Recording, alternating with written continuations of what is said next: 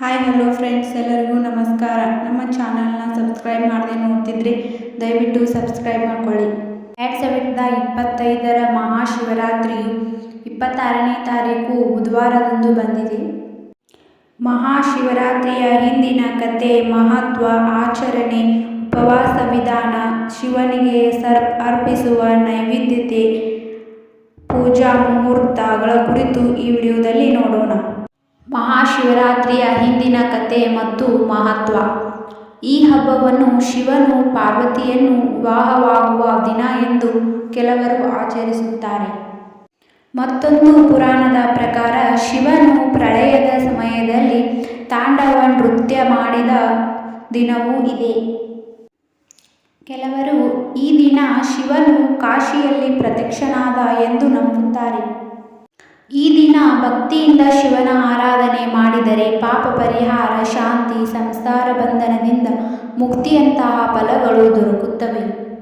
ಶಿವರಾತ್ರಿಯ ಆಚರಣೆ ಮತ್ತು ವ್ರತದ ನಿಯಮಗಳು. ಸಂಜೀವಿನಿ ಉಪವಾಸ. ದಿನವಿಡೀ ಏನನ್ನೂ ಸೇವಿಸದೆ ಕೇವಲ ಜಲಪಾನ ಮಾತ್ರ ಮಾಡಬಹುದು.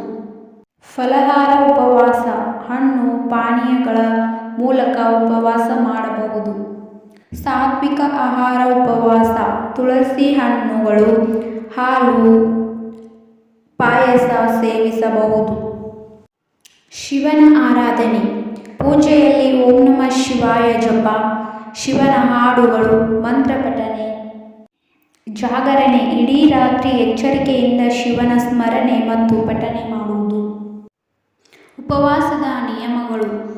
ಮಾಂಸಾಹಾರ, ಈರುಳ್ಳಿ, ಬೆಳ್ಳುಳ್ಳಿ, ತೀವ್ರವಾದ ಮಸಾಲೆ ತ್ಯಜಿಸಬೇಕು.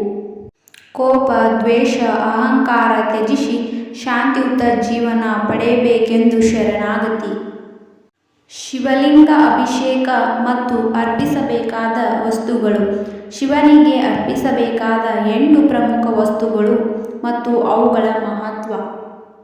ಪಂಚಾಮೃತಗಳು. ಹಾಲು, ಮೊಸರು, ತುಪ್ಪ, ಜೇನು, ಸಕ್ಕರೆ, ಖಜೂರಿ, ಬಾಳೆಹಣ್ಣು, ಶೇಂಗಾ.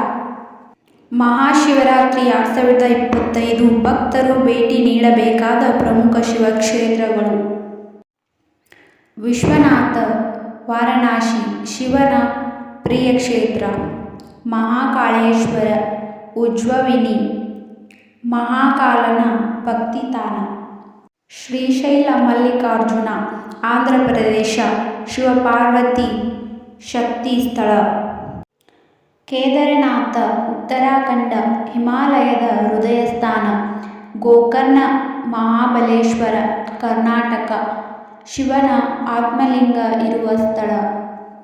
ವಿಡಿಯೋ ಕೇಳಿದ್ದಕ್ಕಾಗಿ ಎಲ್ಲರಿಗೂ ಧನ್ಯವಾದಗಳು.